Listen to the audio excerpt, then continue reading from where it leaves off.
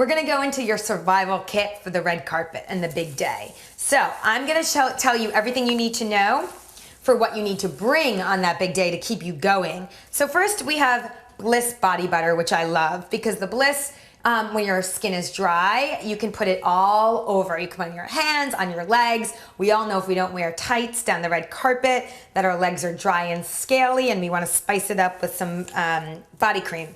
Of course, lip gloss. You're talking, you're kissing hello, you're in the camera, you always want a great lip gloss. And make sure it's the one that you have on all day because you don't want to be switching colors. Next off, I have a clear gloss, and this is great because if your lips get dry, you can kind of just put the gloss over the pink lipstick. Then I have a nail and cuticle oil, and this is for if you're shaking hands and you feel your hands get dry, you can just rub the cuticle oil on your hands. And of course, whatever polish you're wearing, make sure you have extra polish in your bag, because God forbid you chip a nail, you definitely want to touch it up with this.